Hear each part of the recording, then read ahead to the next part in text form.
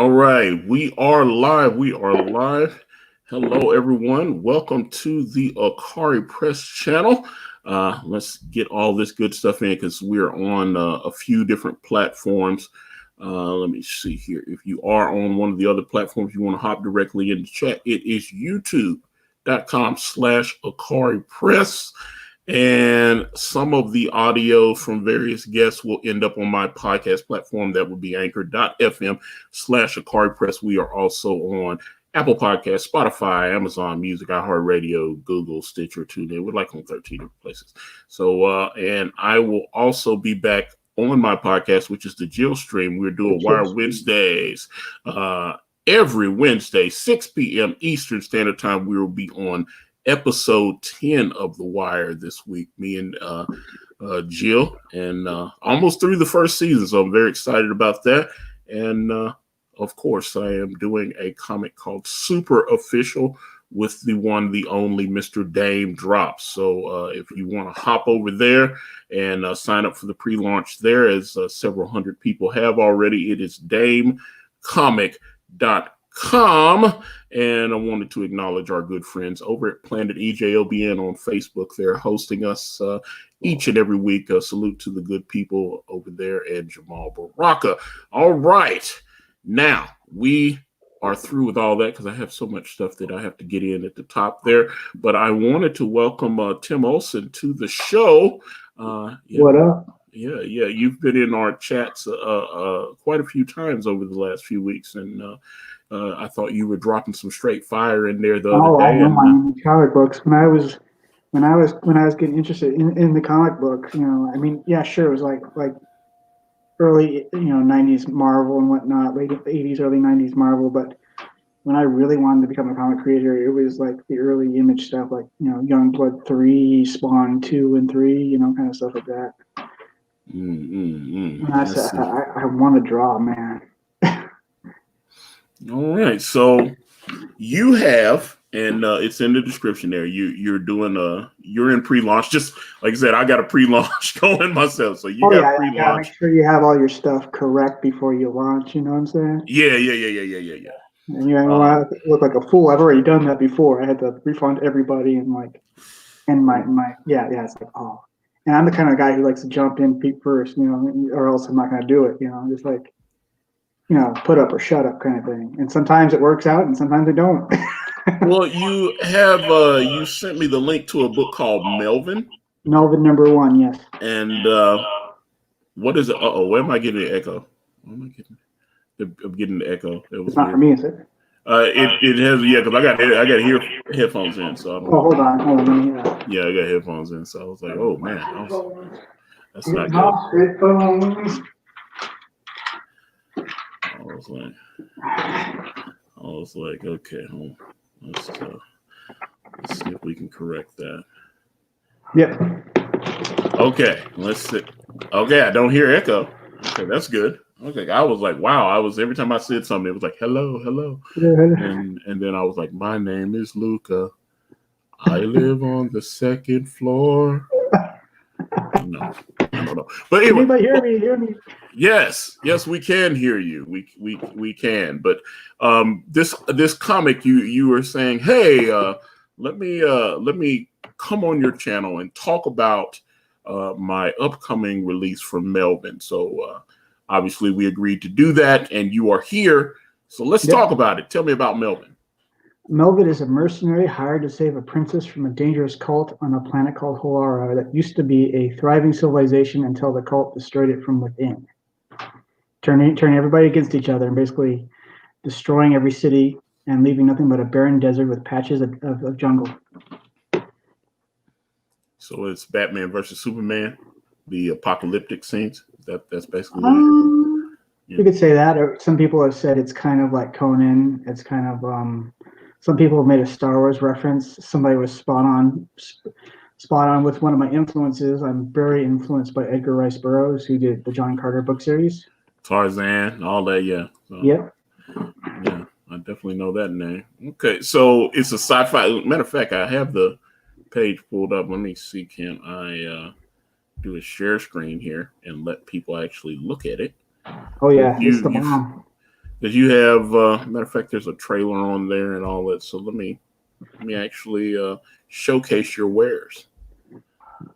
Okay, so this is the pre-launch page for Melvin #1. Okay, so you kind of got, looks like kind of an indie comic look. What would be, who's your artist? Who's laying those inks down there for? Sherwin Ko Sains. He's an artist from the Philippines. He's talented. They're all from the Philippines. Yes, they are. They are all from the Philippines. But he's a talented guy, so and we work well. I've given him like a lot of creative control as far as his interpretation of my storyboards, with a little direction here and there. But we seem to work well. Salute to my old friend Jimbo Salgado, by the way. Yeah, because Jimbo Salgado. He had done a pinup for me on the last campaign. And, oh, sweet. Yeah, he was a nice guy. But let me see here. Let me actually play the trailer and see what you're working with here.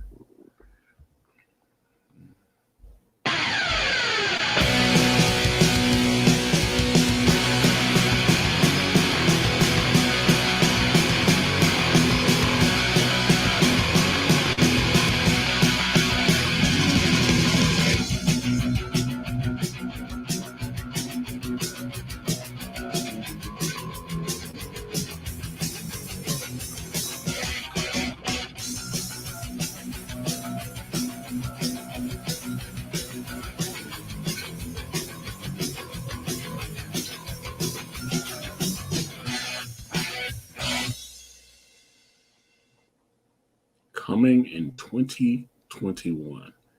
Actually, it's gonna be kind of like the end of December, going into 2021, but still 2020. Yeah, well, I mean, you won't be able to print and everything until next year anyway, though, right? So, yeah. So there. Okay, and like I said, the link to this is in the description, and if you want to support Mr. Olson and his comic endeavors, we would encourage you to please sign up and but why this idea? What made you want to do this? I would have to say I was when I actually picked it back up, I wasn't actually trying to get into comic books. I was kind of like, when you're not really giving up, but you kind of have. Well, then Richard, your boy Zach, Richard C. Meyer, yes. Richard C. Meyer. He was getting kind of famous for that. And I'm like, oh crap, I want to be a part of this, and kind of so I kind of decided to kind of dust off my paper and pencils and started drawing again. And I made a kind of demo version I put on Lulu.com before they changed the format. It was just 5 pages of Melvin and 5 pages of another character, and I sold about 11 digital copies. And then all of a sudden they changed format on me, and it was no longer available. So yeah, they kind of screwed me there. Well, that sucks. And I was getting kind of a lot of flack with, "Oh, you're not a good artist. You're not a good artist." And somebody made the mistake of telling me I would never make it in comics, and I don't like people telling me what I can and cannot succeed in. So I told my friend Sherwin, who did a drawing for me like a couple of years ago. I said, "Hey, I'm going to hire you as an artist. We're going to make a comic book. I'm not going to be told, hey, stranger, I'm not going to be told what I can and cannot succeed in. So, when you fire me up, watch out." Well, yeah. Well, trust me, I've been told I will never succeed, and it was proving them wrong. It was by a guy who I didn't think was very good, and he made it like 1,000. He's like, "How is this?" His proportions and his drawings were all wrong. I'm like, "How is this guy getting famous?" And I'm the one who's horrible at art. And so I was like, "Well, I'll show you." But I got it. I started a campaign, had to refund everybody, had to end it, and then realized there's a lot more to it than just kind of getting into it and promoting. Well, the getting into it and promoting is big, because I've seen some people will a campaign up to like $10,000-$15,000 just from, having a good work ethic and just being able to, get out and network and promote, with different audiences and stuff like that. Sometimes, because I've seen certain books and, you'd be like, wow, how did that book make 20,000? It didn't seem like, I didn't understand myself personally when I put Brand up the first time. I put it up on Indiegogo and, it ran for, 60 days and I made $95. And I couldn't understand it. I was like, that blows me away because I feel like I have a great concept and stories fleshed out and all this kind of stuff, and people just don't want, like I said, because I was definitely seeing when I look at the analytics, and I would encourage people to do that, like especially if you're on Indiegogo, to look on your analytics and see how many people are actually coming to your page and stuff, and then that should give you kind of a marker of how well your page is going to convert. Because if you get 5, 6, 7,000 people show up at your page and you only get like 3 people to back, that's not good. That's not good, because these are people a lot of times that are actively seeking what you're selling. They're actually looking for other comics to support, and then they look at your page and they go, oh, okay, let me go to the next page. And if I think in retrospect, I understand now that I had kind of made some kind of key mistakes, and then we took it over to Kickstarter and tried to launch it again. And instead of $95, it got up to like $300. It still wasn't doing what I wanted it to do. So it's just about, but I made little improvements and stuff, and then that's just what I did. So it just didn't work out. It's a spaghetti test, really. I'd say so. So I mean, okay. So what kind of comics did a young Tim read when he was younger? Oh, the one that made the Mark Silverstreet run on Wolverine. Especially a little before Mark Silverstreet, I had like Wolverine number 22 and stuff like that. The one with that Spore one. X-Force number 1 definitely made a difference. X-Force number 1 was like a tour de force for me. It was just Liefeld. Yeah, everybody talks shit about Liefeld, but it's like he's supposed to be over the top and kind of exaggerated. You don't get it, man. I was like, I listened to his podcast, so I don't know. He talks about that. Yeah. Todd McFarlane's Spawn. I had Spawn 2 and 3, and then I had 8 through 38. Let's see. Sam Keith, the Max. The Max, yes. Yes. Kevin Eastman and Peter Laird. Teenage Mutant Ninja Turtles. Yeah, the real stuff, not the bullshit stuff. The old original black and white where they all had red masks. And they killed the Shredder about 2 or 3 times. Yeah, it was crazy. So it was I remember I was on one of these forums and someone was talking about someone posted photos and they showed like the old school Teenage Mutant Ninja Turtles with the all red masks, and then they showed the newer ones with the the red and the purple and the orange and blue. So, and then you could tell this guy was younger because he thought that the red masks came after the colored masks, and there were a couple people, myself included, that because he was like, yeah, this is this must be the newer look, and we were trying to explain to him like, no, that the different colored mask came with the cartoon. That was something that the TV executives, they thought it would be too confusing to the young children they were trying to target on the cartoon. If all the Ninja Turtles, because the whole point was they all had the same color mask, but they had different weapons. So right. They still, Donatello had the bow staff and Raphael with the size, Michelangelo. the nunchucks, and then Leonardo with the katana sword. So so you could tell them apart by the weapons that they had, but their masks were all the same color. And the television exec was like, no, that's going to confuse children because it's going to look like they're all the same guy. And, kids aren't going to understand that the one holding the stick is this guy and the one holding the sword is that guy. So we need to make it a little easier for like a 7 or 8 year old to understand. Oh, that's Ralph. That's Donatello. Okay. Yep. And so they ended up coming up with the color mask system, and it has made an indelible mark on the Ninja Turtles. It's so powerful that when they do it in the comic books now, that's what they use. They've been, although there was a few years ago, I saw Kevin Eastman had come back and did something. He actually went back to his original with the red, and then it only lasted a little while, and he went, I guess he was just like, hey, make it the colored mask. The colored mask is there forever. It's going to stay the different colored mask. However, the cartoon did kind of soften the image of the Ninja Turtles to where the role-playing game, they ended the role-playing game because they could not move the units like they used to, because everyone thought, oh, that's a kid's thing. Is this something later? Because, like I said, I know when they sold it to Paramount, Nickelodeon, it sold for like over $400-something million. So they did a good job. It was the same people who did the Rift role-playing game. They had the Teenage Mutant Ninja Turtle role-playing game, and for some reason, people thought, oh, that's a kid's thing, and so they basically just liquidated that line at some point.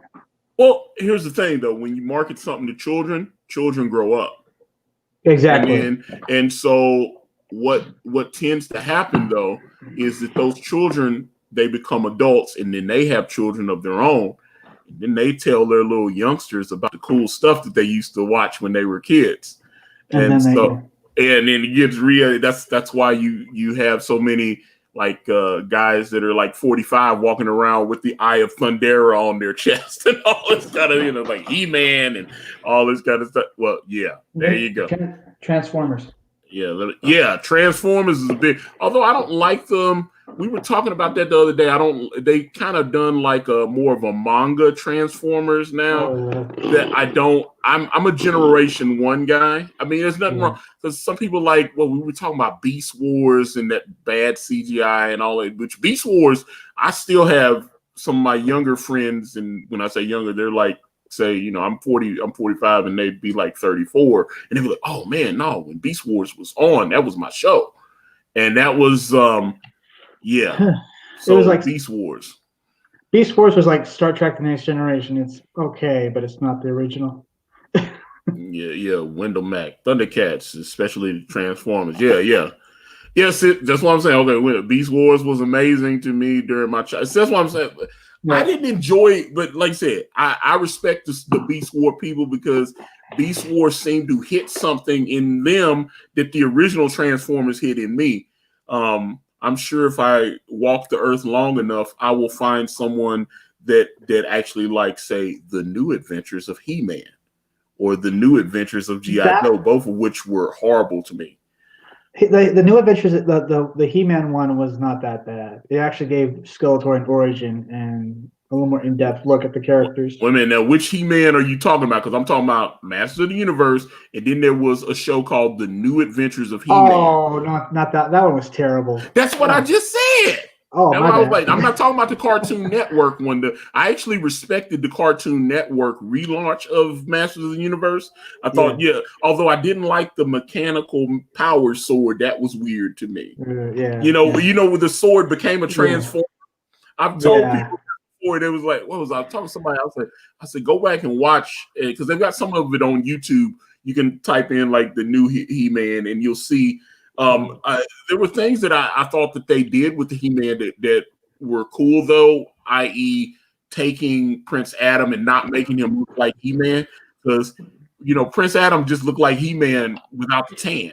But I understand from a financial standpoint that it was just cheaper to keep Adam just all jacked up the whole way through, whereas on the new He-Man, Well, they did that on the New Adventures of He-Man too, but those people didn't understand. Those people didn't understand Masters of the Universe. Who the people that did the New Adventures of He-Man clearly did not understand. They did not understand Masters of the Universe, not the way it was originally intended. What about the '90s GI Joe? So there was one. I know there was one called like GI Joe Strike Force or something like that, and I didn't like that. I didn't enjoy that show. This one was they had like Python Patrol and Tiger Patrol, and they brought back Cobra Commander, and they turned Serpentor into a snake, and yeah. Well, I know they turned Cobra Commander into a snake and then turned him back into a human. Yeah, and they turned. I think they turned. Actually, they did do that to Serpentor too, didn't they? They turned him into a big snake, like a boa or something. That was still considered part of the original run, but they switched. What was it? Sunshine Animation and Dick, and Sunbow. Was Sunbow? Okay, Sunbow. Yeah, and so they had that. Yeah, but that was still because they switched that. Got to get tough, yo, Joe. The whole thing. So I was like, then they added more environmental, like a environmental group. Like there was the cesspool, and then there was like a bunch of like. But they switched animations houses, and it looked like shit. It did not. It definitely was not the original. The original GI Joe that had all the good stuff, Pyramid of Darkness and the Weather Dominator and Rise Serpentor Rise, and then most of that ended with GI Joe the movie, and then they came back with this Python Patrol, Tiger Patrol, whatever, and then that's Transformers. The Transformers 1986 movie was way better than the GI Joe movie, in my opinion. I liked both. I kind of it annoys me that whole what I call the Star Spangled Boner opening.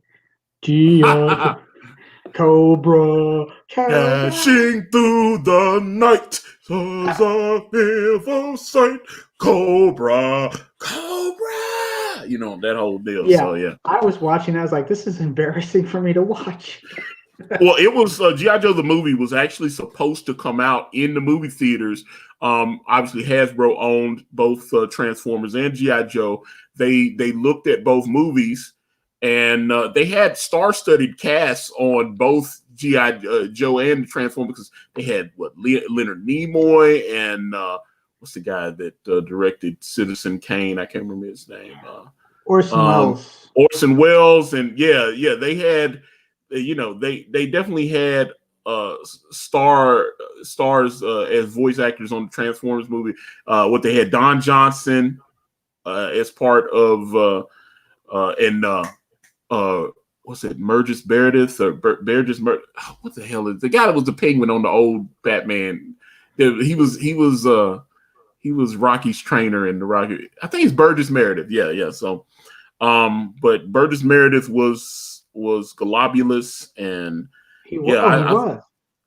Who played Nemesis Enforcer? Did he? He didn't even talk, did he? Wasn't he just like muscle? He didn't have. I thought he was just. I mean, I know he could like. I remember that one scene where he like took his little claw and he like shredded through the metal door and did a. I don't think he was there to. Did he talk? Outside of taking punch, I don't know. He might have. I'll have to watch that. Yeah, I have it on DVD. That's why I was like, did he talk? I was like, I remember him kind of being like, get him, stop him. It was the young girl. I can't remember the what was her Pythona or something, whatever her name was. The little Python. Oh yeah, she was kind of cool though. She was kind of cool character. Although the whole Cobra Law storyline was kind of controversial because people look at it, they go, wait a minute. Okay, Cobra Law.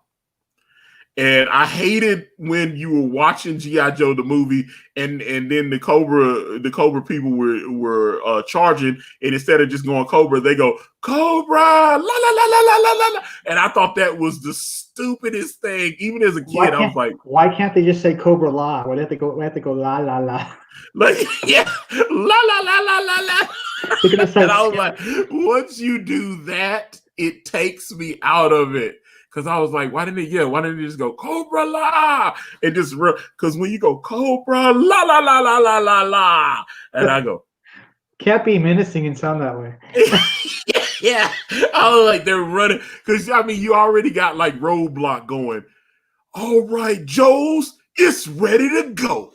And he's already, he has to talk in rhyme all the damn time. It's like, oh, here's the thing, because they have Hasbro has a 24/7 streaming GI Joe episode. Yeah. I'm on their YouTube channel. They need a Thundercats 24/7 channel too, or Transformers.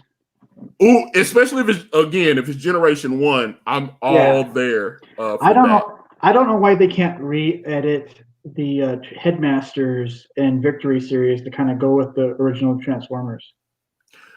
Well, the animation team that did Headmasters, I thought was the same though.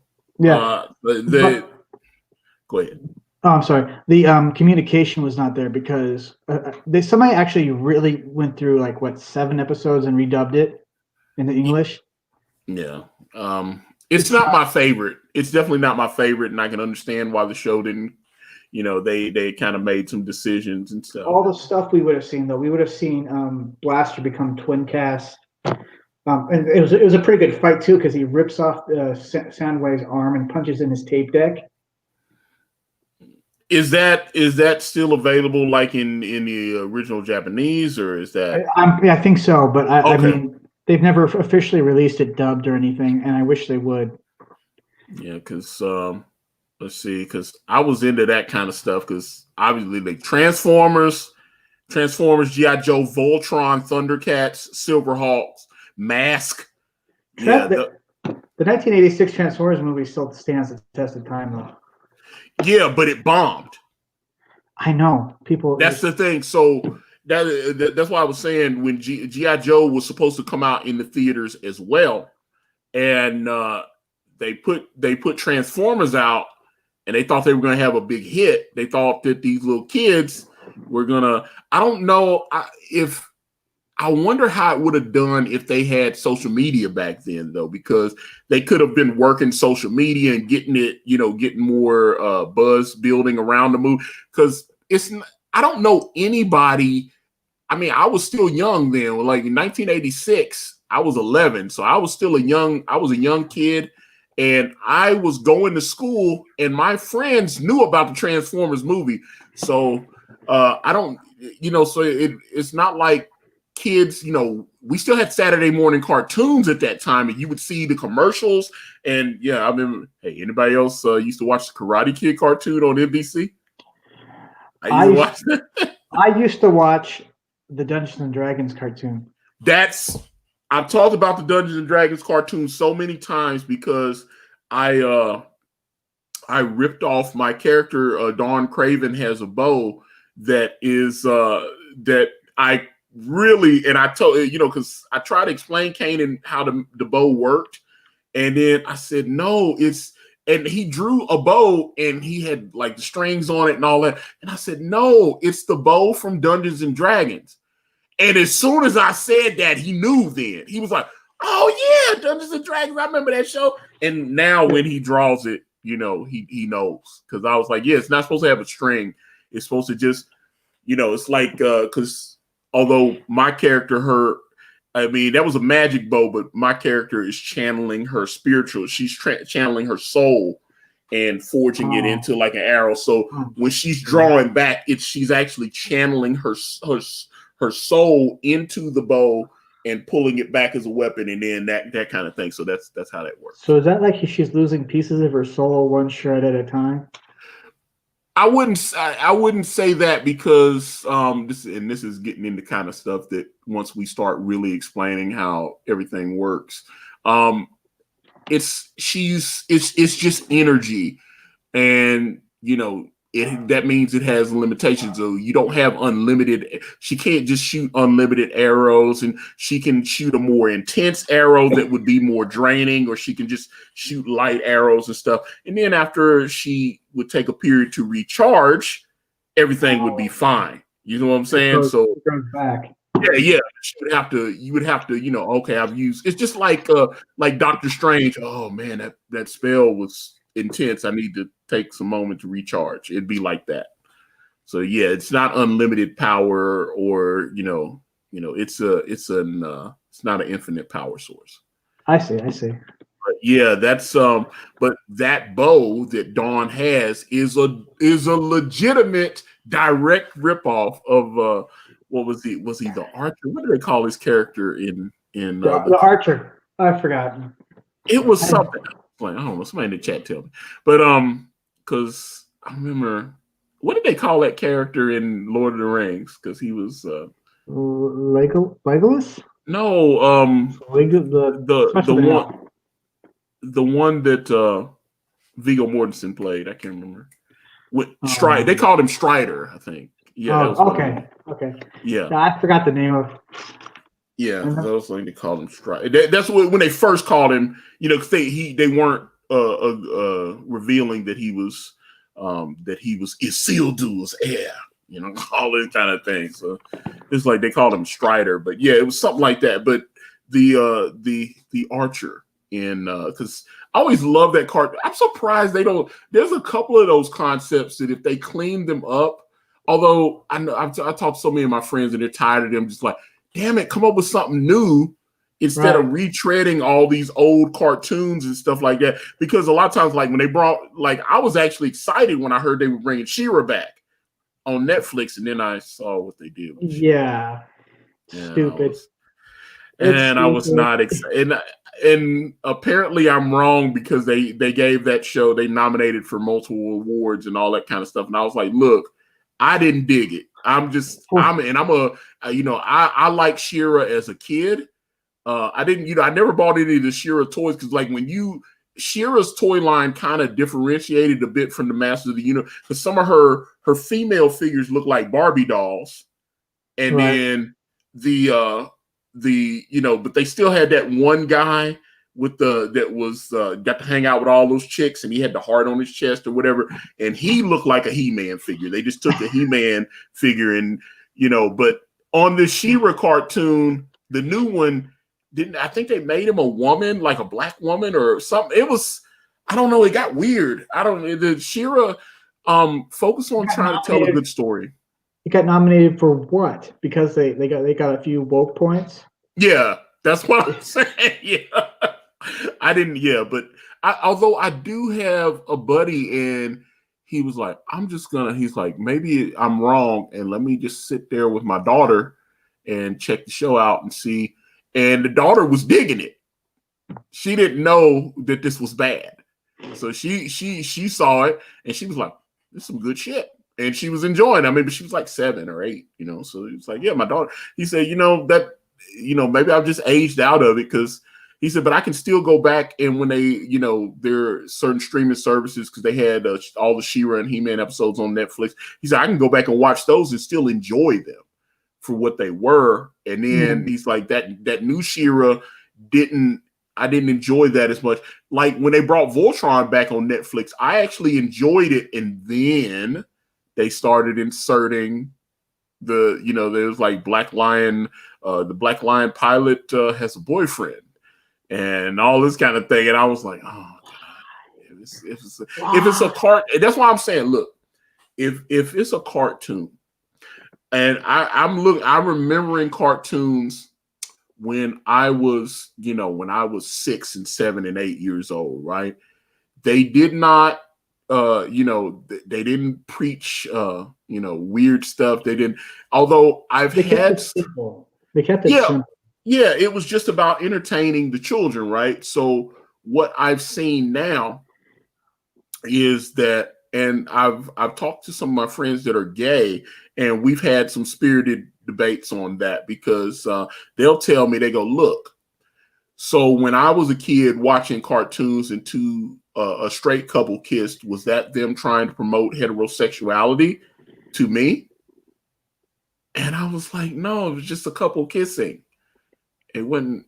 He's like, well, he said you got to see it both ways. If you think them having, okay, this character's parents are gay and they're living in this kind of thing, and yeah, they'll have this couple kiss each other. That's not them promoting homosexuality. That's just them saying, okay, well, this particular character's parents happen to be gay, and that's what they're doing. I was just like, I don't know. I just feel like if that's stuff that parents should be able to, ease their children into, and I don't want to have, if they were promoting weird sexual stuff on any cartoon that's targeted towards, I don't care if it's gay, straight, whatever. I don't think you should be promoting sexuality or any of that kind of, weird gender identity stuff to people that are children. They really didn't tackle that on cartoons back in the day. That's what I'm saying. They would just, oh, okay.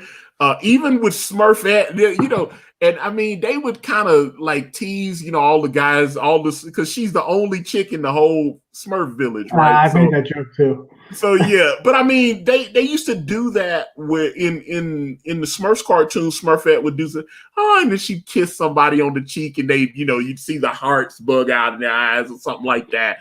Thank you. And you kiss them and hug them and stuff, and they go, oh wow, and they get all crazy. But that's not them going, be straight, kids. That's not what it was. You prefer vagina? Yeah, it's not the same. So yeah, that's and I always thought like on G.I. Joe, like Duke and Scarlet, they didn't really, they kind of hinted at it, but they didn't. Yeah. They didn't. They were just like, "Hey, this is the Joe show. We're gonna focus on stopping Cobra. Let's not have Duke and Scarlet are having relationship issues. Let's promote heterosexuality with the kids." Yeah, in fact, they made fun of that on. There's an episode of Community where Jeff Winger OD'd on pills accidentally, and he was in a cartoon world, and it was a G.I. Joe cartoon world, and they got court-martialed for graphic language and adult content on becoming of a G.I. Joe. Get it? Like, and he was going to go back to the real world, and then Cobra Commander and Duke had a question. He goes, "What are boobs like?" And he's like, "Can I use the bathroom?" He goes, "Sure." He goes, "Wait a minute, we don't go to the bathroom here." Because the only overt kissing that you saw on G.I. Joe, the original G.I. Joe, was Destro and Baroness. Right. If you think about that, and then they did the episode where, what was it? The guy Dusty, I think he went over to, or was it Grunt? It was one. It might have been Grunt. Dusty. Was it Dusty? Okay, they went to the alternate universe. Grunt. Grunt, yeah. It was Grunt. Okay. They went to the alternate universe, and Baroness was like a double agent, and she was helping. She was working for Cobra, but she was secretly helping G.I. Joe. And she and Grunt were lovers, and the Grunt from her world had gotten killed. Right. And then because I used to see the Grunt action figure in the stores, and here's the reality: Grunt was just that.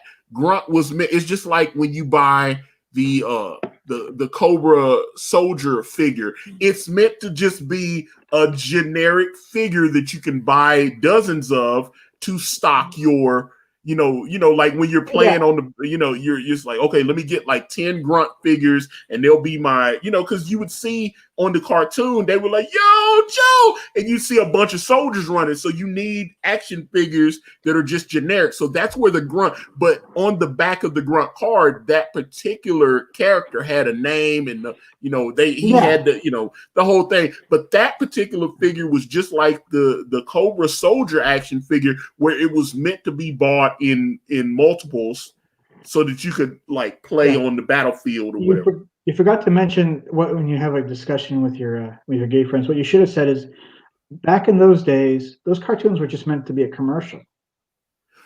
Yeah, that too. I didn't. They, Yeah, they were that's they, true. So you just said they weren't supposed to be in-depth stories and social commentary. They were just it was just a commercial. Like for instance, Transformers. They had a set cast of characters. Second season rolls around. All of a sudden, these other characters come out of nowhere. Where did they come from? They and didn't some of the explain. characters only showed up on 1 or 2 episodes. If you think about it, there were figures that only showed up, and they did that on He-Man and stuff too. Because there was matter of fact, I've been on the He-Man. I think it's He-Man.org. I think it's Yeah. he-man.org, or is it He-Man one word.org? But I'm sure if you Google it, it'll come up, because that is probably one of the most.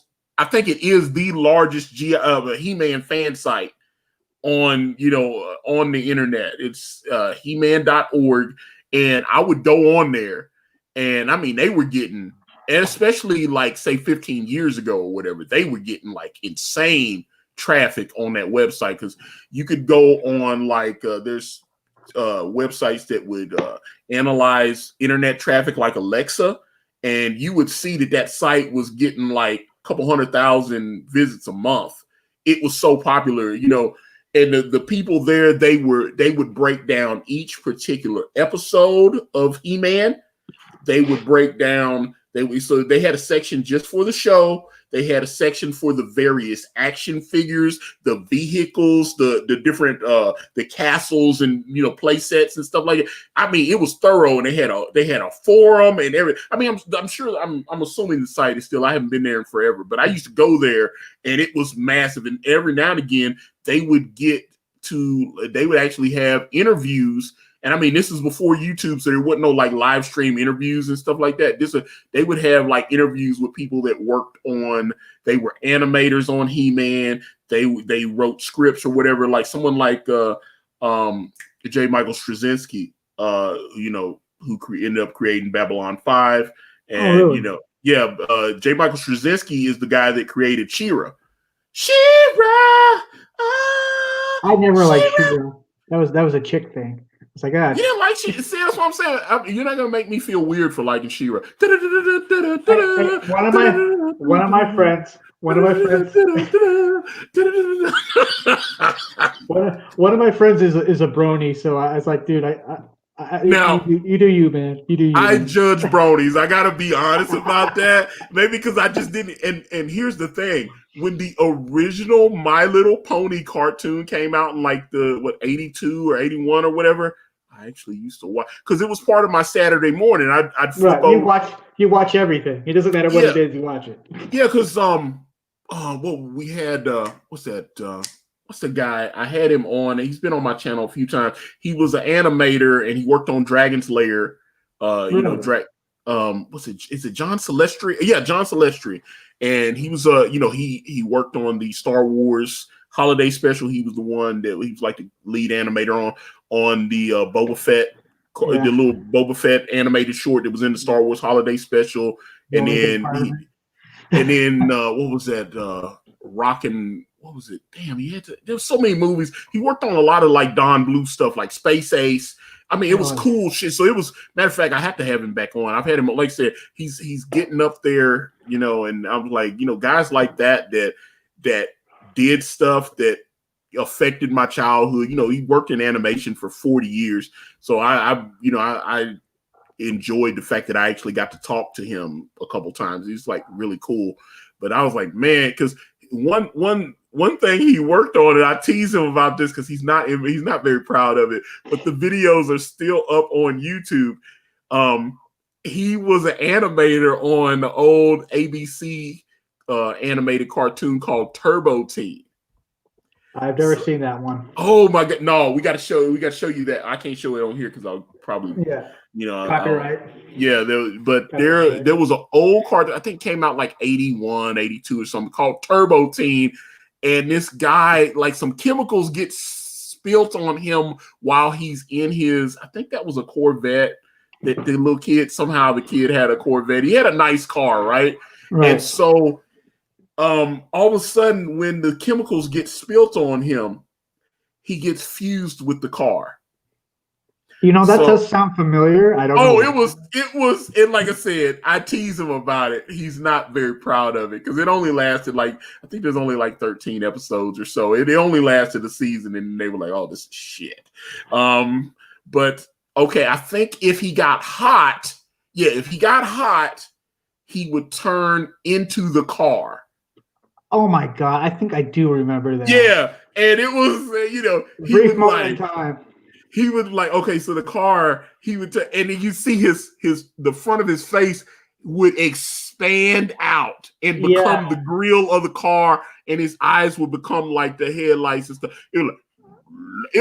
It's a weird, and they've got full episodes of it on YouTube. I don't know if I'm gonna have to look it up. Man. Yeah. And then trust me, and because it's still up there, Turbo Teen. But John Silvestri was an animator on that show, and so the guy's arms, his fist, he would have his fist, and his fist would go, and then all of a sudden it would become the wheel. Yeah. And then like I said, he was like, and then his face would expand and become, and then and then all of a sudden he would turn into the car. And there was a crazy looking episode. Matter of fact, I can't remember. It was like a year ago. I was streaming with someone, and they didn't believe me about the show. And I looked it up, and I did a screen share and showed them. They go, "Holy shit, this is for real!" They couldn't believe it. They were looking at it, but like I said, he was like, "Bro," and he turned into like a Corvette. And and there was a thing where something happened and Turbo Teen was in his bedroom. And something happened, and he got turned. I don't know if he was running something. I don't know. Something got spilled on him or something. But he actually turned into the Corvette in his bedroom. He actually was laying in bed and turned into the car, and then somehow he had to open his shower door, and he's a car at this point. No, it's up on YouTube. I showed them this because, so Turbo Teen is in his bedroom. He gets accidentally turned into the car in his bedroom. He has he needs cold water to turn back into a human. So at that point, he has to somehow open his bathroom door, get it. And that's nice that he actually had so much money that he actually had his own bathroom in his bedroom. That's nice. I never had that as a child. I'm just saying, when I got older and I was actually engaged, and me and my fiance, we had three bedrooms and 2.5 baths. I remember we had 2.5. We moved to a nice. That place was like $900 a month. It was crazy, but it was nice actually having. I was like, man, we actually have our own bathroom here. But I finally made it. Yeah. Looks like we made it. Ooh. So he had the bathroom in his bedroom. So he's turned into the Corvette, and now he's having to get into. So somehow he takes one of his wheels and manages to open the bedroom door. The bathroom door, and then he turns the nozzle and gets the cold water to come on and douse him so that he can revert back into, because his mom's like, she's like, Bobby, what's going on in there? Hey, she's hearing car sounds coming out of her son's bed. And I'm like, okay, so he's sleeping with the door locked? I understand. I know what I used to do when I was a young teen. That's just right for parody. Yeah, so, it was so funny, but I was like, boy, whoever wrote this show, these were some of the worst writers on the planet, and sounds like they're smoking some grass. Yeah, it was crazy. But like I said, Turbo Teen, he got caught up out something. Like I said, something happened, and he turned into the car in his bed, and then he had to open his bathroom door, turn the nozzle on the shower. Somehow he was able to and direct. And then I guess his mom rushed in. It's like, what are you doing? And by then she come in just in time for him to be turned back into a human. Hi, mom, or whatever, or it's his sister or something, So it was that kind of deal. But there was he had a couple of friends that knew he was the Turbo Teen. So it was kind of like weird Knight Rider type stuff. Because, it's like, I need to turn into the car. and he turned into the car, and his friends would hop in, and they would solve crimes and stuff. I don't know how that show would work. Sounds like there'd be awkward conversations afterwards. So you were inside him, huh? Yeah, that would be. I don't know. So the whole thing, that would be interesting. So I thought that, like I said, they have a couple of episodes of it on YouTube, and I've showed it, and they were like, "Oh, wait a minute! So he just turned into the car in his bedroom? Like, was he having? Because I was like, was he having a wet dream? I can't remember how he. I was like, was he dreaming about the girl or something, and it made him hot or something? I can't remember, because they did that on Smallville. I remember they did that on Smallville with Tom Welling, and he was having an erotic dream about Lana Lang. And it was during the first season, like maybe the third episode or so. He's in, because that was one of the things that the producers of the show said, because they were like, wait a minute, so he's Superboy, but we can't use, because I remember the estate of the Superman creators had sued DC over the rights, because apparently they own Superboy and DC never bought that from them, but they own, like, and I'm sitting there going, wait a minute. So somehow they had a deal where the creators of Superman owned Superboy, but they did not own Superman. What? Yeah, that's a true story. You can look that up. They Superman was Superboy was considered its own separate, even though Superboy, and I remember in the court of law, the DC lawyers actually argued, it's like, how can we not own Superboy? He's Superman as a child. That's a good point. But, so to them, they was like, yeah, it's like, okay, so if I do a comic and it's about young Bruce Wayne, you didn't create a new character. That's Bruce Wayne. He's just a kid. Yeah, right. But somehow they had legal document, because, what was it? Siegel and Schuster? Joe Siegel. And, I thought Siegel was the only guy that created Superman. No, it was Siegel and Schuster. Siegel and they created it together. They were buddies. Okay. And so they created Siegel and Schuster. Matter of fact, I mean, look at all the Superman movies, because they weren't even going to get created. They weren't even going to get they weren't going to get credit on the opening credits of Superman. Well, and then that's fair. That's fair for them to kind of screw over DC, because DC screwed over them first. So. Well, they were dead. It was their family members. They had died. As a matter of fact, I'd love to speak to Neil Adams, because Neil Adams actually was one of the people that helped Siegel and Schuster convince DC Comics to do the right thing, because DC, at that point, it was in the 70s, and they were making the Superman movie. And what was it? Richard Donner directed that. And they were doing John Williams' score, the whole deal.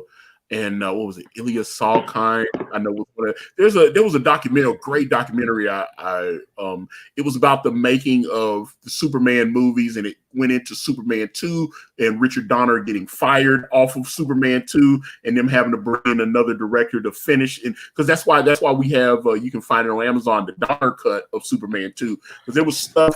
Because the new director had to shoot he made the movie more lighthearted and stuff. If you've seen the Donner cut of Superman 2, it is just so much better than and I like Superman 2, but Superman 2 Donner cut, I wish it was on HBO. I personally was not a big fan of the original Superman movies. I liked the Man of Steel movies, because it was a little more like dude.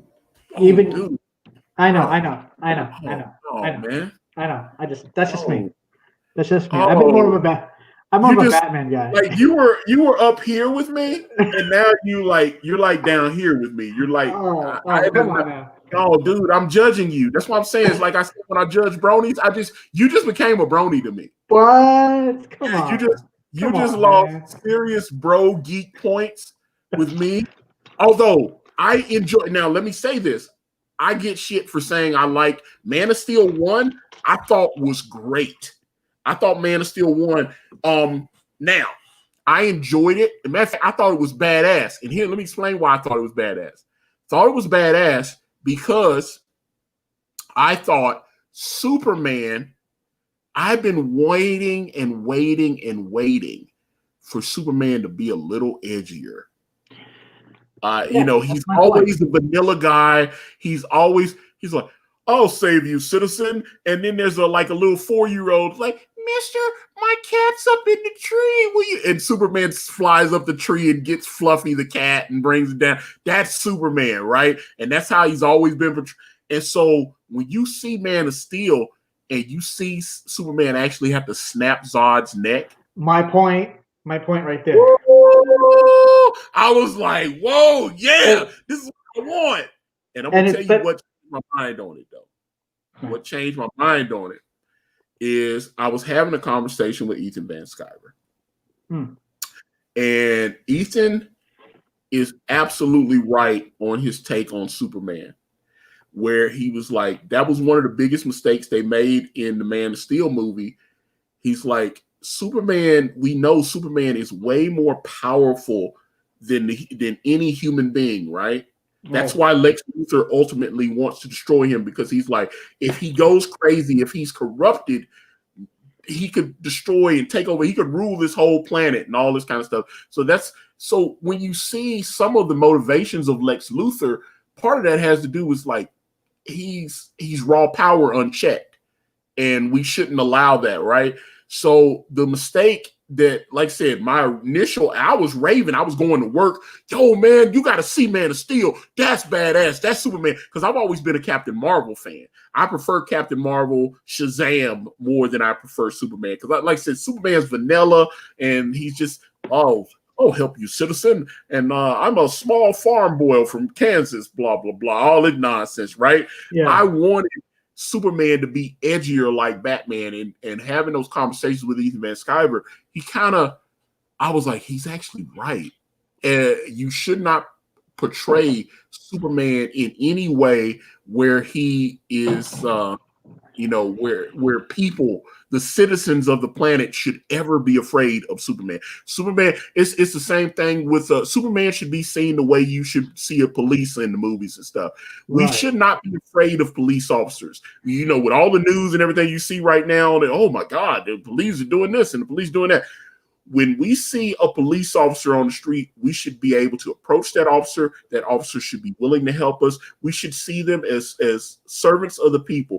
We should see Superman the same way we see a police officer. So seeing Superman getting bucked and his eyes glowing and he's snapping somebody's neck, I'm like, whoa, that's. But he didn't feel good. But he didn't feel. Remember, because he's like, no, he didn't feel good about it. He felt bad about it, but he killed somebody. And then you even see in the next movie, the public's opinion of Superman has started to shift. And they even did that. Remember, they did that on the Superman animated series when Darkseid brainwashed Superman, and then Superman came back to Earth and conquered Earth. And then obviously broke the brainwashing, and then he fought Darkseid, and the new gods interceded, and they ended up saying Earth is under our protection, blah, blah, blah.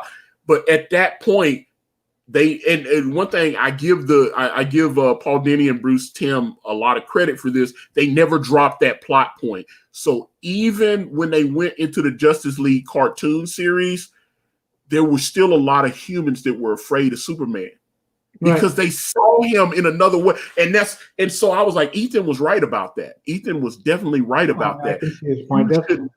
Be afraid of Superman, because Superman can just flick you with his finger and kill you. So yeah, whenever we see Superman, he should be friendly, he should be smiling and just outgoing. He should, Superman should be that guy that a little old lady should be able to walk up to and hug him, like, oh, Superman, hey, it's like that.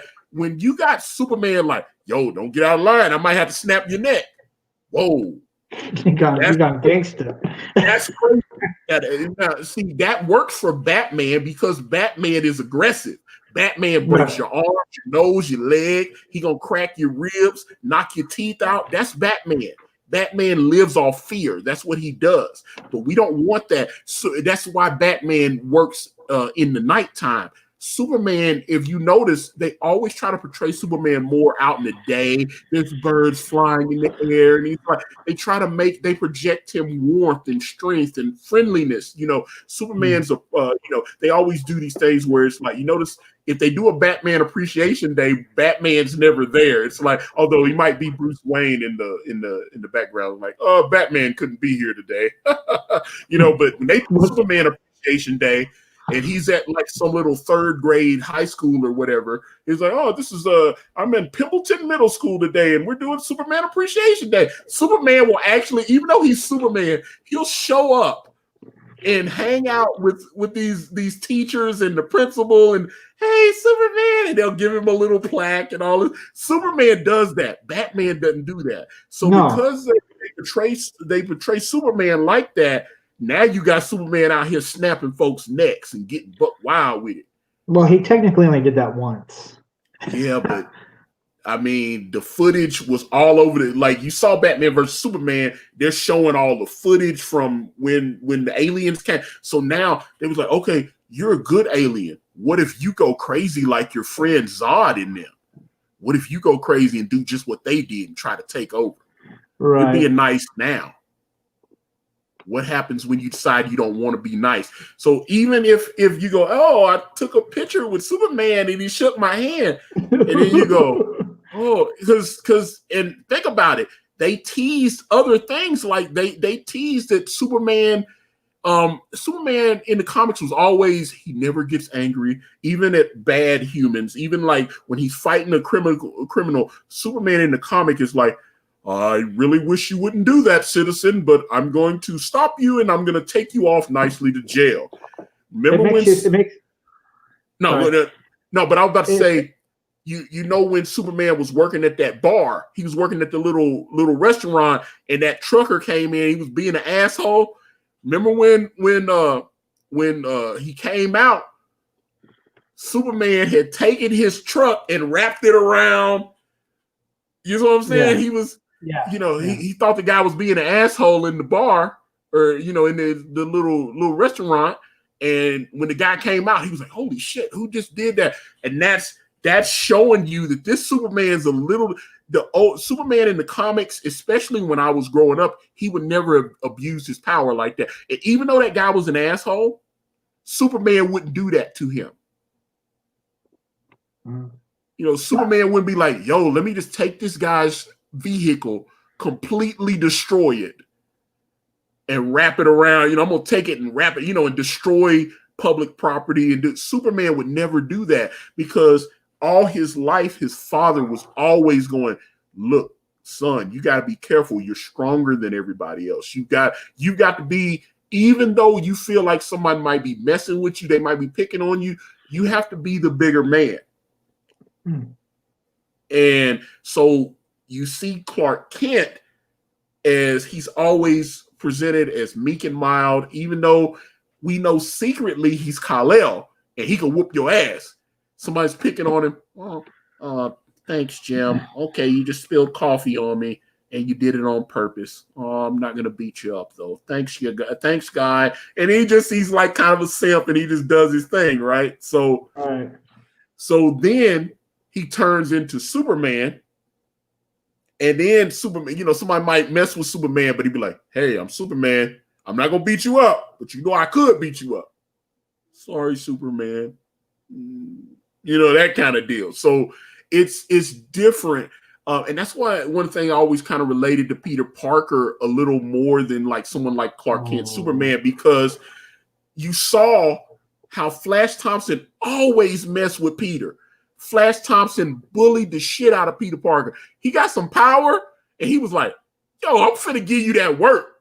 I'm finna give you that work. As a matter of fact, even in the old Lee Ditko thing, because that's what he used to wear. I remember he used to wear his glasses, and then he had a thing where he goes, all right, Flash, I challenge you to a boxing match. And of course, he ended up soundly beating Flash Thompson in the boxing match. They've kind of teased different variations of that in the Ultimate Universe and stuff like that. But I always remember that's, what they say, power corrupts, and absolute power corrupts absolutely. And Peter Parker got a little power, and those human failings did come in. His initial instinct was not to help people. His initial instinct was like, oh shit, I gotta be powerful to get paid, yo. Let me go get some money, yo. and that's here's the thing. The reason why I like the Man of Steel is because it wasn't like he had a choice, and sometimes life isn't always black and white. Sometimes you have to make tough choices. And that's why I found that one a little more relatable. It's not that he wanted to; he had to. It's either he snaps his neck, or he's going to take those laser beams and cut through like a bunch of people. Yeah, Zod was not giving. I agree, and like I said, when I saw Man of Steel, I was like, "Yo, that's dope, man!" Because I was like, "I'm telling you, I've always grown up." That's why I would love to interview Frank Miller, because especially since Frank Miller wrote that Superman Year One. All the portrayals of Frank Miller that Frank Miller did of Superman, in particular, whenever he would write Dark Knight stories, like he'd write Batman and then Superman would show up. Superman was always, even though Superman's like stupid powerful, he always looked like a pussy compared to Batman. He was always like, Clark always called him, Bruce Wayne or Batman always called him a Boy Scout, all this kind of stuff. That was their little thing right there. He's like, oh, dude, you're a do-getter, man. I'm doing whatever I need to do to get the job done. That's why you always come up a little short in the end, Clark, because you're afraid to do. You should have took Lex Luthor out a long time ago. If Lex Luthor was in Gotham, I would have wrecked him a long time ago. Yeah.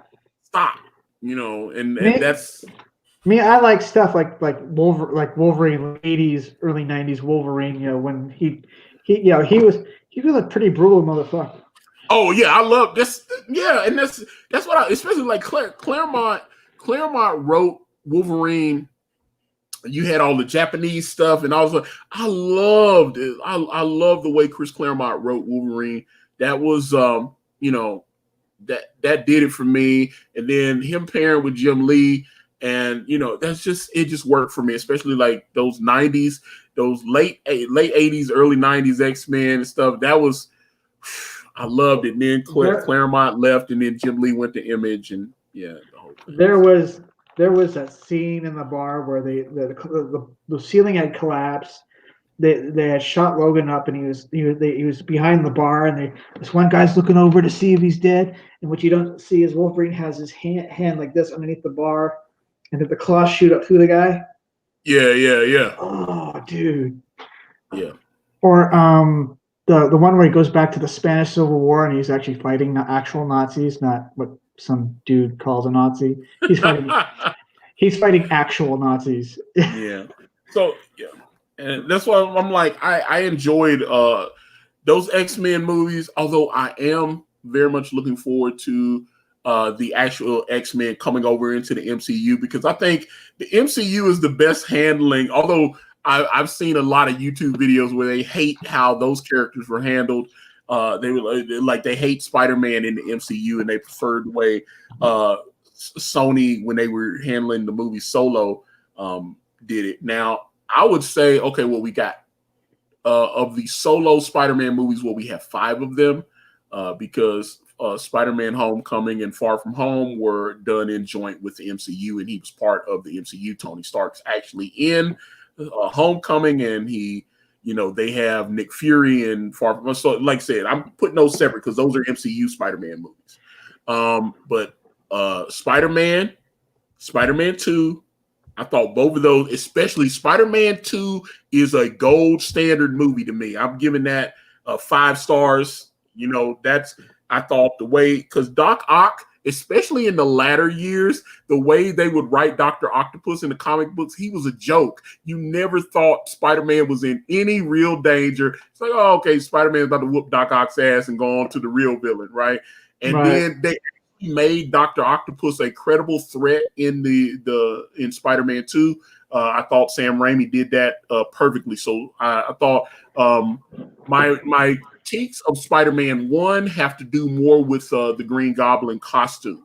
I saw some of the early Alex Ross concepts on what although his concepts look more, it was kind of a cross between the normal Green Goblin and the Hobgoblin.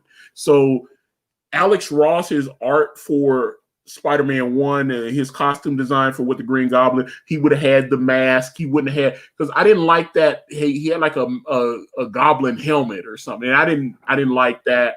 I wanted him to actually be able to move his mouth and stuff. So they had to do what's that? Willem Dafoe's like, oh, got your spot, and he's got the mask on. I didn't like that. But his portrayal of Green Goblin, I thought he was in great shape. I thought that he would have been. My critiques of that movie have to do with the costume itself and not so much him as an actor or performer. But I thought I'll give that. I definitely give Spider-Man 1 a thumbs up. That's why I bought it. Spider-Man 2, like I said, 5 stars for me. I love that movie. Spider-Man 3 is awful. Spider-Man 3 started, although the first, 15, 20 minutes of it, I thought were amazing. I went to the midnight premiere of Spider-Man 3. And it was me and my buddy Brad Thompson and my friend Angela. I remember we went midnight premiere.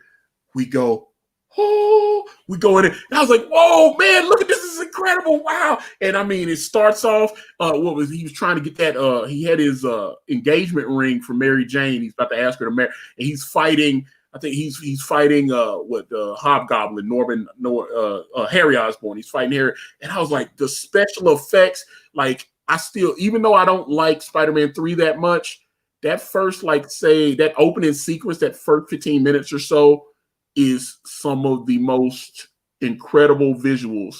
I mean, oh my God, especially he's throwing the little pumpkin bomb. I was like, oh my God, it looks incredible. And then we get into the stuff about introducing Venom, which they didn't want to, Sam Raimi didn't want to use Venom in the theater, the Sony made him put Venom in it.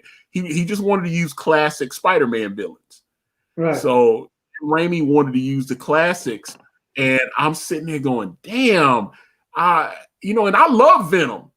Right. But we also can see now from the Tom Hardy Venom movie, Venom is going to be, especially because here's another problem that I had with it, and I love Tom Hardy. Anybody that's heard me talk about Tom Hardy, I always rock with his portrayal of Bane in The Dark Knight Rises, and I've got people like, no, man, Dark Knight Rises suck. I love Dark Knight Rises. I love the whole trilogy. Yeah, that trilogy. I've got it on Blu-ray, and that's what I'm like, oh. You think darkness is your ally? I was like, yo, this is what about the guy who's like, I'm in charge. Do you feel like you're in charge? Yeah. And he goes, I pay you, and this gives you power over me. This gives you power over me? I love that. Yeah, and I was like, no, I love Tom Hardy as Bane. I was blinded. The shadows betray you. Because they belong to me. I was just like, I broke you. How did you come back? I broke you. How did you come back? And he's like, he said, the child of Ra's al Ghul and made the climb. Goes, I did not escape. Yeah, and that little twist at the end with you find out that she's actually Talia, and oh my God, it was incredible. Did you see Pete Holmes' parody of Batman? I did not.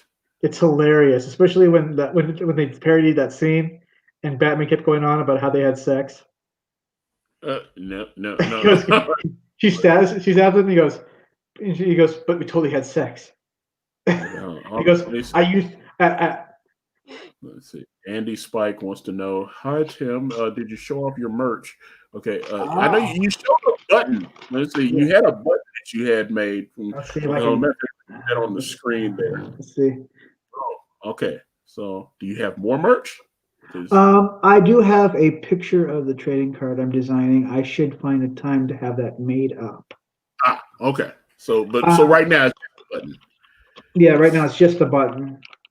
It's the button storyline from DC Comics. So we're setting up something. The button. Yes, the button. That sounds like the worst superhero ever. The button. That actually worked out though, although I don't know, it didn't pay off the way I thought it. We thought we were like, oh, okay. It's clearly the comedian's button from Watchmen, and then it set up Doomsday Clock, and it took them so long to launch Doomsday Clock Yeah, It's its actual storyline. Huh. yeah, it was. Yeah, that was setting up. That was setting up Doomsday Clock, and the book got delayed so long, and then when they actually launched Doomsday Clock, even though it looked exceptional, there were so many delays between the issues. It took them way longer because remember that they were promoting that book like 2017. And it took forever to get the final issues out. I mean, it did, and I got friends of mine. Matter of fact, I'm ordering the collected edition of Doomsday Clock because I want to read the whole thing. I do have it digitally. I need to check that out. I have it digitally on my phone, but I was like, let me actually get the trade paperback and bring it in. But yeah, that was them showing that somehow the characters from the Watchmen had bled over into the main DC universe.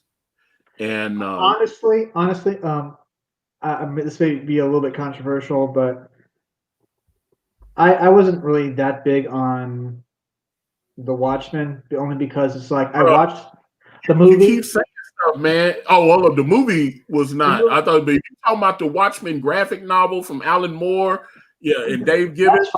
That's fine. I'm talking about the movie. I watched the movie. Okay, yeah, we shit on that. Like, dude, this is boring. It's just like, okay, something happened. Because my main pick with my main gripe with the Watchmen movie was that Zack Snyder felt that he needed to change the ending. He was like, "Oh, the ending doesn't work," and I was like, "No, the ending was perfect. Stick with the script." No, the ending for the graphic novel was actually pretty brilliant. It was actually smart. That's what I'm saying. And so I've argued with people. Yeah, no, I've argued with people that haven't read the Watchmen book, and I actually had to let people. There was a guy. It was a dear buddy of mine, my old roommate, and I gave him my Watchmen. My Watchmen graphic. Now I have the collected edition. I said, read this. He saw the movie first, and I'm trying to tell him. I was like, no, they fucked the ending up, and then he was like, no, that movie's badass. I was like, no, I was digging the movie, but I wish they hadn't changed the ending of it. And it's too complex for a movie.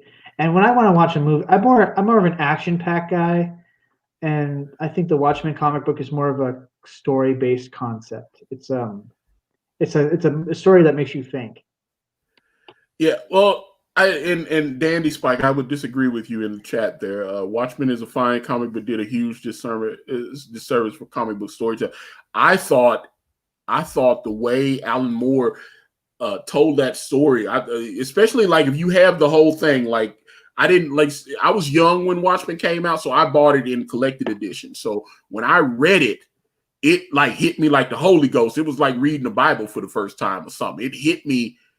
And I think it appealed because I am a writer. It appealed to me on a different level. I thought that I'm like, if you want to write comics, especially if you're not doing like a comedy, like if you're doing more like comedy type stuff, I would recommend reading Jeff Smith's Bone, something like that, or reading Bone is awesome.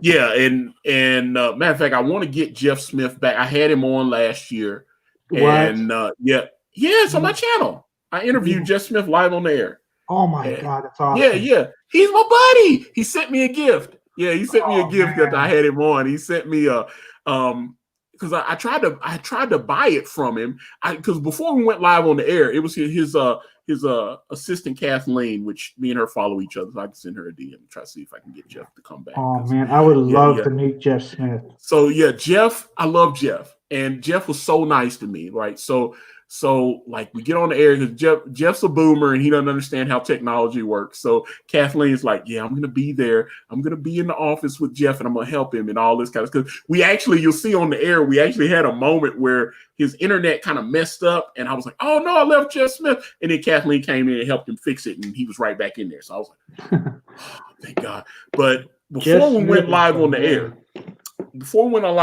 I was telling him about because I've been reading Bone since I was 16 years old. So I'm a couple more months, I'll be 46 years old. So I've only in March, I'll be 46. So I've been reading Bone since I was 16. So you're probably 5 years older than me.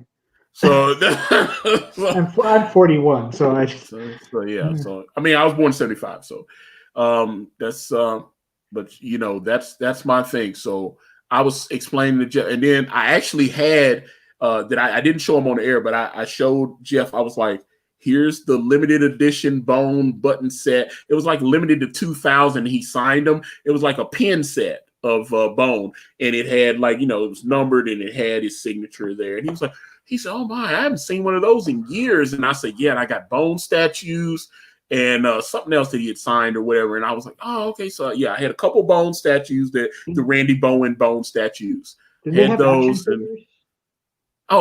they were. Matter of fact, a lot of that stuff. They've got so many different pressings of the action figures and stuff. A lot of that stuff you can get on Boneville.com.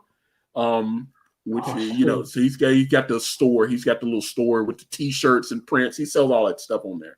Is he ever going to make a sequel series? I think he is doing some because he's done a couple of. There was something he had a new deal with Scholastic, and he did like this is a brand new Bone story that because he Scholastic is $1 million deal. So he put out through Scholastic, and he wrote something specifically for them, which I haven't read. But I mean, I'm not buying a bunch of children's books, but I love Bone. And but we talked about all this stuff: Bone, Razzle, Tiki. All that stuff. So I've got collected Tiki. I mean the collected Razzle, and then he was finishing up Tiki, and I was telling him, I said, "Dude, you need to crowdfund that. I bet you make a fortune, dude." Because he was like, "Yeah," he was like, "Yeah." I think he was just talking about like putting it out through Scholastic. I mean, when you can actually when you actually can go through a book publisher, it does the money. He's like, I don't know. And, saying some of the success that I've had, like during crowdfunding and stuff like that, he was like, maybe I'll, as a matter of fact, at that time, Delta Neighborhood launched Earthworm Jim, and he had done, I think around that time, he was over 400,000 or 500,000. And when I said that, Jeff was like, maybe I need to reevaluate this crowdfunding thing, because he was thinking he wouldn't make any money crowdfunding. I was like, dude, Jeff, I think, he'll have to put a team by, because he is, like I said, he is kind of a boomer. He's not good with the social media stuff, but that's kind of his thing. So, but he's Jeff Smith, and he's won 11 or 10 Eisner Awards, 11 Harvey Awards, and 2 awards from the National Cartoonist Society. I mean, his Bone's been printed in like 60 languages all over the world and different, so he's getting, he's like, yeah, I've done okay with Bone. He's sitting there. He doesn't. Yeah, he was being humble. He was being humble. But when we, I talked to him before we went on air, and I talked to him off the air, and he was talking about at that time they had just put up on Amazon the full. This was the first time Bone had been colored. It was because they released. Because I think he said Bone had been reprinted, the full completed volume of Bone had been reprinted at least 24 times. At that, and like I said, this was last year, so Bone had been reprinted, but this was the first time they were releasing a full color edition of Bone. It was hardbound, because I held up on the air. I actually held up my collected edition of Bone, which was the floppy black and white version. He was like, "No, we've got a brand new full color edition. It's hardbound. It's got he said they even got a collector's sleeve of it and all this, and it costs like $100-something, right?" And when we got off the air, I was talking to him and Kathleen. He was like, "Hey man, that was a great." You got a copy of it. Yeah. He sent it to me for free. I was like, "Oh, love, salute to Jeff." Because I told him, I told him, I said, "Hey," I said, I would love to buy one of those. I said, "I will send you the money." I said, "Can you sign one for me? I would love to get a autographed copy of the collected Bone from you, especially hard." Like I said, it's hardbound. It's got the little collector's sleeve and stuff. Even there's a version on Amazon that you can buy this hardbound. It doesn't come with the sleeve. I've got the one with the sleeve, and it's the little collector's sleeve and all that. And he said, "I'll tell you what, Antonio. Looks like you've been supporting my career for about 20 years now. Let me say," he said, "I'll give Kathleen your information. I'll send you a copy on me." And I was like, "Really?" And he was like, My pleasure to do it. God. And I was like, I already loved him. You know how Oh they my say you should God. never meet your heroes? And I was like, he was so Oh, cool, dude. man. I was like, that dude. I was like, dude, Jeff Smith is the bomb. That I love Jeff is Smith, right? so dope, man. So yeah, like about 2 days later, Kathleen sent me an email. She was like, "Hey, Antonio, Jeff told me to follow up with you and get your address. He's going to send you the book." And I mean, even when he shipped it, he didn't skimp. He sent that thing first class FedEx. So it got there like in 3 days. I'm not even joking. This FedEx box showed up at my house, and when I picked it up, it was so heavy. The I am box, so jealous of you, man. dude, it was. I'm so like, jealous. this box showed up. I was like, whoa, this actually, whoa, I couldn't believe it. I picked it up. And I mean, and like I said, this thing's like, it looks like one of those books that wizards get, you know, are always in the, I'm like, I picked this big thing. I was like, whoa, this thing, I mean, it's like that thing. Well, I'm on the air.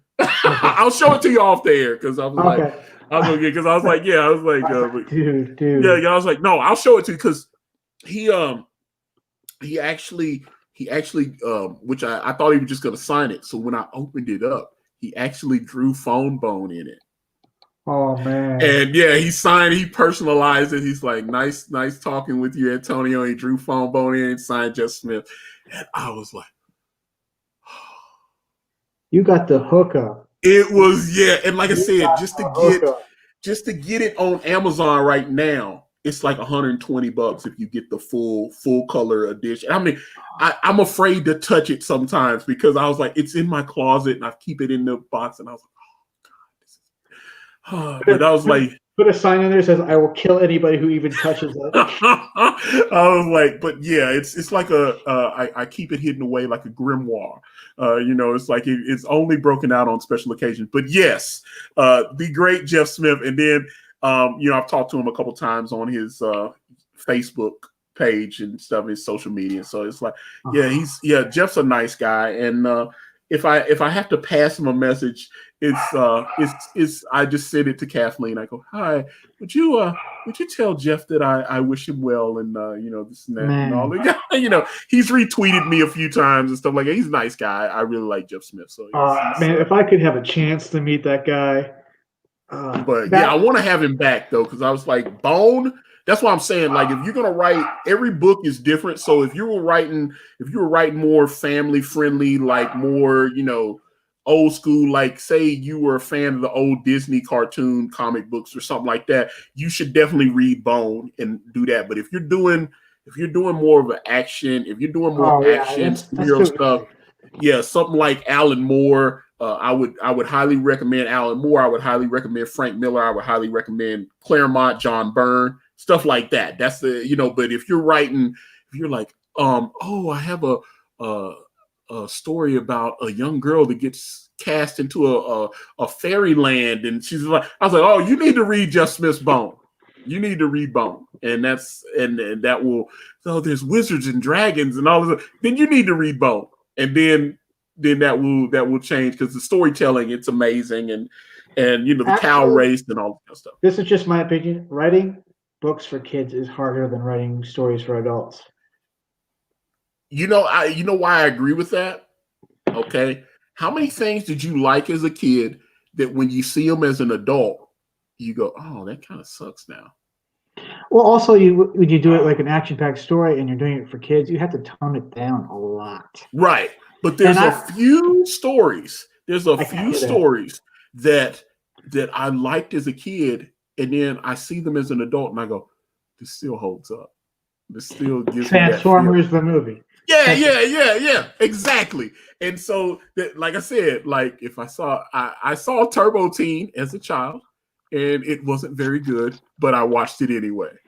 There were a couple of because ABC, each channel had their own, and we didn't have VCRs and stuff. Was still kind of new technology.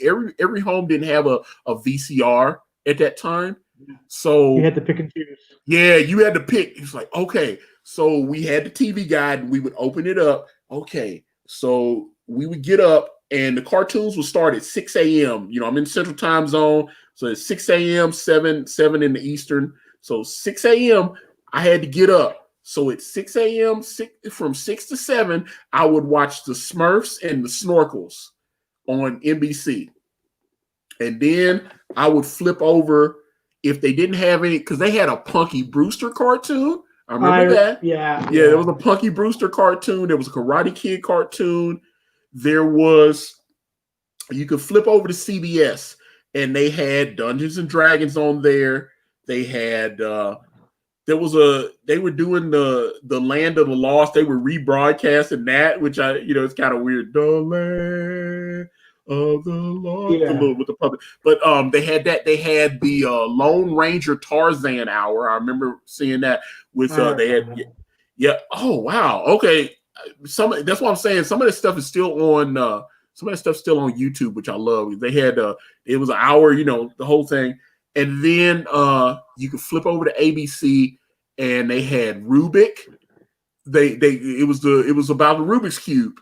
It was about the Rubik's Cube, and they had Pound Puppies. I remember Pound Puppies. They had Pound Puppies. They had Strawberry Shortcake on there. I think Rainbow Bright was on ABC as well. What about Jem and the Holograms? Jem and the Holograms was syndicated. Jem and the Holograms was syndicated. It didn't come. It came on the actual. It came on WZTV Fox 17. Here, it was all the Hasbro shows came on. The syndicated Hasbro shows all came on the Fox affiliate here. So you had G.I. Joe. You had Transformers. You had so it's like Mattel or whatever. All those shows came on. The Fox, those were syndicated, but the networks had their, like I said, Turbo Team was on ABC, and Rubik's cartoon was on ABC, and Pound Puppies was on ABC, Rainbow Bright was on ABC, Smurfs was on NBC.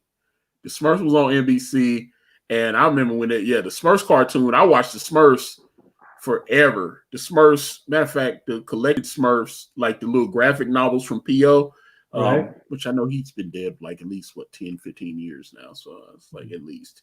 But yeah, P.O., the creator of the Smurfs and everything, I didn't know he was French. He's like French. And I was like, why do they call him P.O.? So I was like, but yeah, I loved it. So it was it's fantastic. So that stuff was pretty simple. You got up early in the morning and you started with the first cartoon, the first channel that shows cartoons, the very first one, because some channels would show cartoons before others.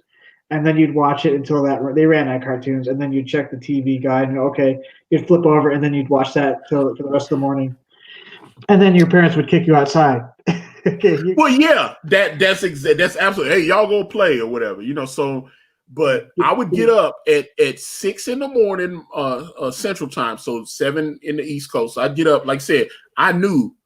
Matter of fact, I think it was the Snorkels. The Snorkels came on first, and then it led into this. It was the same company that was doing both cartoons. So the Snorks or the Snorkels, whatever. That was so that would lead into Smurfs, and then you would see that, and then they would show all their, like I said, they had a Punky Brewster cartoon. There was, matter of fact, there was a cartoon, Gary Coleman. There was a cartoon with Gary Coleman. Was that he was an angel character. Oh, he was an angel character, and I remember. Matter of fact, there had been a movie he had been in where he had been this angel. He had been a guardian angel character, and then the movie was kind of a small hit, and they turned it into a cartoon. But I remember that was the thing where he was like he was a guardian angel, and Gary Coleman was the character. There was an MC Hammer cartoon. There was a cartoon called Hammer Man. Yeah, it was a cartoon called Hammer Man. Yeah, it was horrible. It wasn't very good. What about the Mr. T cartoon? That was on NBC. That was on NBC. The Mr. T cartoon came on NBC. Like I said, they had Mr. I thought there was a Knight Rider cartoon as well, but there was Saturday mornings on ABC, because like I said, Mr. T. I saw the Karate Kid cartoon, which was terrible, and for some reason, the cartoon Karate Kid had a whole lot more karate ability than Daniel LaRusso in the movies did, or he does on Go. I mean, there's a thing. Karate Kid 2 was pretty good. I like that one. Yeah, but I'm like, they had Daniel like doing flips and stuff. It was him and Mr. Miyagi. He had a whole lot more karate ability on the cartoon than he should have had. And I was like, what about the Rambo cartoon? That they actually had Rambo. I remember the Rambo cartoon. Yeah, the Rambo cartoon was that was syndicated. I remember watching that. The Rambo cartoon was syndicated. Let me see. Also remember Droids. They had Droids and Ewoks. Those were both on ABC here. Droids is better. Droids is better. Droids. Don't tell me you're Ewok hater. Okay. I don't hate the Ewoks. I'm just saying the cartoon, the droids. Yeah, I see when I'm on like weird geek forums.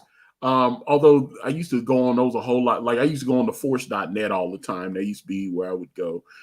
Ain't It Cool News and the force.net. I used to be on both of those, which Ain't It Cool is still up, but it's nowhere near what it was, say 15 years ago. Like you would go like when Harry Knowles was running Ain't It Cool News, that site was huge. It was one of the top 1,000 most visited sites on the web, and he was getting written about in Entertainment Weekly and TV. He's getting on TV and getting to talk and all that stuff. And that's before he had like a gastric bypass or whatever. He was that dude was huge. He was like 400, 500 pounds. He was a big old boy.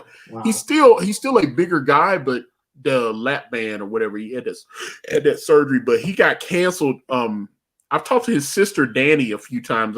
Me and her swapped a couple of emails. She saw a video on my channel where I was talking about them, and she left a comment on my video. I was like, wait a minute, that's Danny Knowles. That's Harry Knowles' sister. And Harry Knowles got Me Too'd. He got Me Too'd.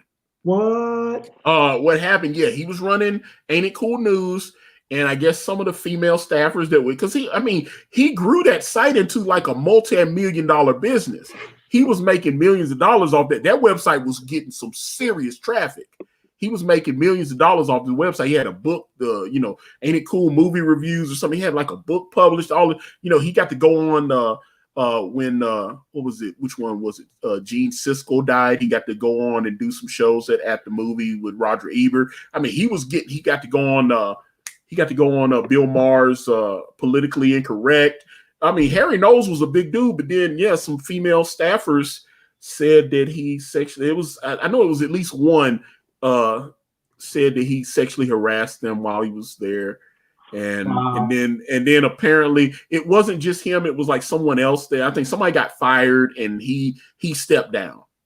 Mm-hmm. He stepped down and let his sister run. So to this day, he hasn't, once he got canceled, I guess I don't know if he actually still technically owns it, but his sister Danny is running everything over. She had always been a writer, a contributor to the site anyway, but she runs the Ain't It Cool. It's nowhere near what it was though, because I'm sitting there going, dude, y'all should have moved over to YouTube. I think they do have a YouTube, but it's nothing. Their YouTube presence is nothing. I'm like, they didn't see what was coming. Like a blog site where you can kind of talk shit, that's nothing. You need to move it over to YouTube and do like video content, stuff like that. So if I was running YouTube, if I was running Ain't It Cool, I would have shifted them over to create YouTube content a long time ago, because they still have at least enough of a presence where they can do that. But that's what messed them up, because I was like, they don't get near the traffic. When I'm talking about they used to get hundreds of millions of visits a year. That's what they used to do. And now they're getting thousands of visits a year. It's still up, but and I still go there every now and again and go, Ain't It Cool News? But it ain't nowhere what it used to be, like where TV Guide would be. Well, hell, we don't even have TV Guide anymore. So but TV Guide used to write about them and stuff like that. Ain't It Cool used to be a huge site, but they didn't. It's like Blockbuster Video not recognizing what Netflix was doing to them. And they adjusted. By the time Blockbuster adjusted, Netflix had already gotten entrenched. And it was too late. Matter of fact, there's a story that apparently Blockbuster could have bought Netflix. They wanted to sell Netflix to them. It's like, yes, let's build the company up and have you purchase us. And Blockbuster was like, that ain't gonna last. How powerful is Netflix now? Yeah. I was like, there's like 3 Blockbusters left in the entire country. I know one of them's in Alaska. Really? I'm not joking. There's like three because there's one in like Anchorage, Alaska. There's one Blockbuster in that's Anchorage. Gonna be there forever. And then there's one in like a little town in Iowa. There's still a Blockbuster. There's only like 3 or 4 left in the entire country, and they had thousands of stores. And that shows you right there, just not seeing the vision. Ended up costing hundreds, and hundreds of millions of dollars. And by the time they realized, these Netflix people were on to something, and they tried to copy what Netflix was doing, and they said, "Oh, you can rent a movie and we'll mail it to you." By then, everyone's like, "Well, shit, I can just do this from Netflix. Why would I do this with y'all?" Also, Redbox totally knocked them out too, because they tried to copy both. They had an opportunity to partner with Redbox as well, and there's a couple of videos on YouTube where they showed things where how did Blockbuster end up going out of business, and these were two of the critical missteps, like underestimating Netflix and not recognizing what a company like Redbox, although a Redbox, I think in the long term, Blockbuster people would be right about a company like Redbox, because I do still see a few of them, but they're not as prevalent as they. Matter of fact, they had a deal with McDonald's. When Redbox had that deal with McDonald's, I was like, it's over. You can go as many McDonald's as there are around the country. If you go to a Redbox, and you go to a McDonald's and you see a Redbox there, it's like, oh, let's get a movie. But so many people are just streaming movies. Why would you go get a physical movie? Matter of fact, I have Avengers and Avengers Infinity War, and I was going to buy the physical, and then I looked on Amazon, and they had both of them the Endgame one had the director's commentary and all that kind of stuff, and I was like, well, shit, I can just buy it and stream it and watch it forever. You can also watch it from a torrent site. That's how I saw the first season of Mandalorian. I said, I ain't giving Disney my money. But what I'm saying, people aren't watching. They're not watching this kind of content anymore. So it's like, I'm sitting there like, okay, man, here's the reality of the situation. Do I still have a Blu-ray player? Yes, but I can just stream these movies. So what's the point of buying all these physical? Because I had like over 500 DVDs and stuff. I had hundreds of them. And it's just like buying CDs. Why would I buy a CD now? I can just go on my Amazon Music and just stream, or if you got Apple Music or Spotify or whatever streaming service you use, that's how I listen to. So like whenever a new record comes out, that's what I do now. So that's what it is. So it's like you have to see the vision and be willing to adapt. But that's it. But Tim, this has been fun, man. This has been totally fun, man. Yeah, this has been fun. And I've got the link to Melvin #1 in the description for this video. If you would be so inclined, please go over to Indiegogo and sign up. Drop your email in there, and let Mr. Olson know that you are interested in his wares. And it's an awesome book. But we are 5 pages away art-wise of finishing up. That's fantastic. So tell people how they can reach out to you and all that good stuff. Twitter and Facebook, I mean. Twitter and Facebook. What, just Tim Olson, or what are we doing? Let's see. Melvin Comic, or what are we doing? I have Timothy Olson, and also my alt Facebook profile is Max Lee. And then, of course, on Twitter is Tim Lee Olson. Tim Lee Olson. All right. So, okay. All right. So, as we wrap this up, again, thanks to the good folks over there at Planet EJOBN. I see some of you contributed to the chat and you liked it and did all that kind of stuff. So I appreciate you guys. And if you are on one of the other, if you're like on Twitch or one of the other Periscope, you want to hop directly in the chat, it is youtube.com/Ikari Press. And I will take the audio from this and I'm going to put it on my podcast, anchor.fm/Ikari Press.